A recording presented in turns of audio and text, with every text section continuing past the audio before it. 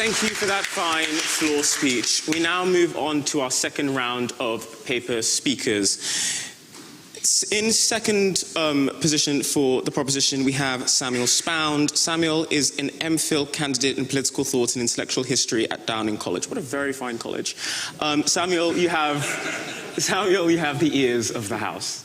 Thank you, Madam President, for selecting the motion, and I congratulate you on finishing your term, and thank you, Mr. President, for having me here today.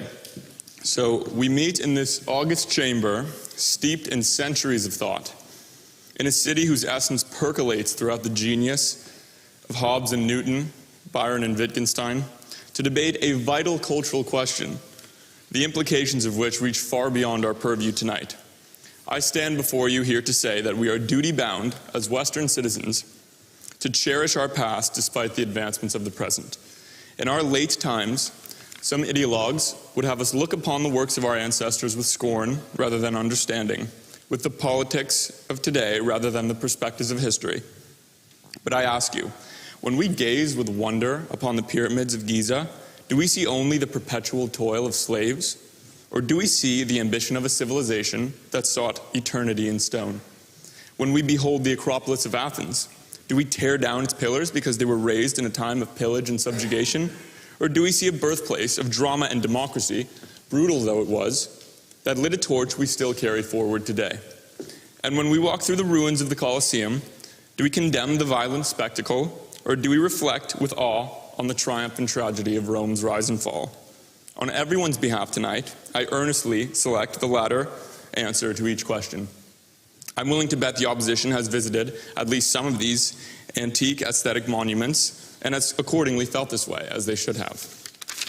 But I don't even have to go that far, because I know, closer to home, that when we enter the finest specimen of English Gothic architecture just one block down the road, we do not write off the chapel, built by generations of starving serfs to the glory of an absolute monarch, as a damnable structure of injustice. We are instead taken aback by the dark majesty of its divine intimations.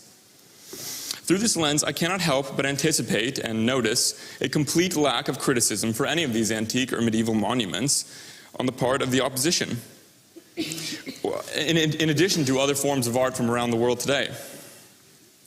Modern Western art is the problem. No one minds the colossal statue of Genghis Khan that towers over Mongolia. It's Rembrandt and Rubens you should be upset about. Only the aesthetics of the modern West will be associated by the opposition with oppression and despair. But this is a farce. In India, for example, many breathtaking Sati temples still stand, commemorating the Hindu widow's act of self-immolation upon the death of her husband. This theme is obviously out of step with today's politics, both in India and the West. Yet, should we take down or augment said structures because of it? Of course not. To this, the opposition may retort, well, as Westerners, we can only effect change in Western societies. The outlandishness of their relative position dawns on them, as they might say, we wouldn't stoop so low to make aesthetic diktats upon other cultures. To this, I would suggest that if you can accommodate and respect the politically incorrect art of other societies, yet the strongest feeling you can muster for the West's cultural heritage is scorn, then maybe you're not a very good Westerner. I might also add that if you seek to uphold principles of dignity and tolerance in only one aesthetic arena, you might not be a very fair activist either. I stress tolerance especially because it's a key word here tonight, for I believe it is the honorable proposition, from albeit differing viewpoints, that represents the tolerant position. To poach the wit of the late Christopher Hitchens, very often the most intolerant and narrow-minded people are the ones who congratulate themselves on their tolerance and open-mindedness. I would warn the opposition that the argument they are advancing is not a tolerant one. It is in fact supremely intolerant. In matters of art, it is much better to be liberal and permissive than restrictive and constraining. One would assume such seemingly progressive virtues would be represented by the opposition, but instead, we see only various levels of judgment and negativity. Personally, some of the art denied I've had the misfortune of encountering in modern galleries strikes me as utterly repulsive, if not blatantly offensive, yet you don't hear me clamoring to take it down. We live in a free society, and every individual is entitled to his or her own artistic expression. Denied. Instead, I endorse and seek out the art I prefer. I spend far less time thinking about the art I dislike. Thus, to return to the original point, if we take a global perspective, We simply find here an intolerance for much of Western culture, especially relative to others. This, I believe, gets to the heart of issue at hand, for I often detect in those who stand with the opposition a thinly veiled contempt of modern Western civilization as they emphasize its sins and errors above all others. Perhaps they themselves feel affected by or complicit in its misdeeds. I certainly would not dismiss someone's historical perspective. For my part, however, I feel differently.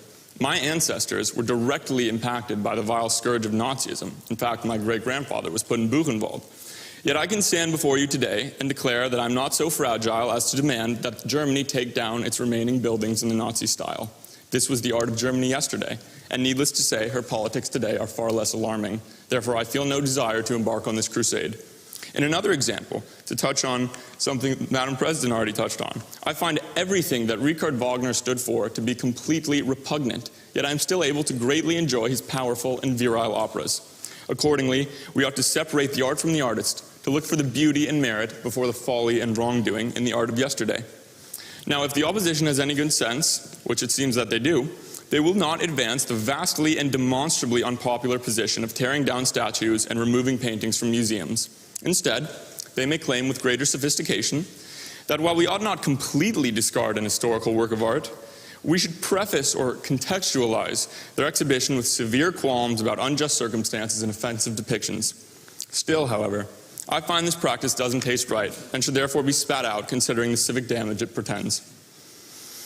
It is neither well nor healthy nor sophisticated for a society to interface with its past through an air of scorn, derision, and moral superiority. Civilizations simply cannot survive this way. Of course, every nation has dark chapters that must be admitted and owned, but even in states with the most shameful history, one should approach the past with disdain and regret only in specific episodes, not to one's entire heritage. To return to the German example, the political conduct of that nation can only be described as abominable in the first half of the 20th century. Yet there are many other great artists, leaders, and chapters in German history that are worthy of tremendous admiration and acclaim. And while there are certainly customs and follies better left in the past, I would counsel the opposition to take a cursory glance at a Parisian painting or public building from the 19th century and compare it with those of the 21st. Perhaps it is we who have something to learn from the art of yesterday. Perhaps it is foolish to tarnish the expressions of our forefathers with a holier-than-thou arrogance, for they too may have something to teach us. Are we really so sure our judgment is always spot on today? The massive shifts in public opinion on a broad range of issues over the last 5 years alone points to the contrary, no matter where you stand. Through our errors and judgments, we change. Artistic sensibilities change. That does not give us license to write off what came before. If we are wise, we do not cancel the past. We confront it, we study it, and we grow from it. We stand before history and decide what must be brought forward and what must be left behind. To judge the art of another time by the standards of our own is not justice, it is arrogance. And fate has never looked kindly upon those who wielded bigoted purity as a weapon against rich complexity. If we demand that every canvas be clean, every statue untainted, every author saintly, then we demand a history that never existed and a future with nothing to build upon. In short, we are much the poorer. Here at Cambridge, we inherit 8 centuries of learning. We do not merely receive tradition, we become part of it. And tradition, rightly understood, is not a prison of history, it is a foundation for the present. Let that inheritance not become a hammer with which to break the crystalline structures of the past, but a lantern to illuminate them and learn from them. If the opposition dislikes the art of yesterday, then let them build for themselves anew, rather than destroying or deriding what we already have and what many of us cherish. Let us not be like Germanic Goths who tore down Roman statues out of political animus, but instead emulate visionaries like Giotto, Beethoven, and Monet, who fashioned new modes of art with an eye to what came before. Let us judge the art of yesterday not by the politics of today, but by the beauty, truth, and meaning it sought to express in its own time. And if we do that, if we treasure what was while striving for what can be, then history will not forget us. It will understand us. It will even smile upon us. I urge you all toward a most tolerant conclusion and to vote in accordance with the motion of this House. Thank you.